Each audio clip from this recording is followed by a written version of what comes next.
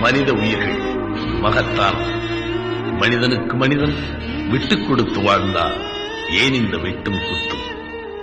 இந்த கிழக்கு சீமையில் பாசக்குடி வெறுமாய் சிந்திய ரத்தத் துளிகள் மனிதனின் முன்கோபத்திற்கும் முரட்டுத்தனங்களுக்கும் முற்றுப்புள்ளியாகட்டும்.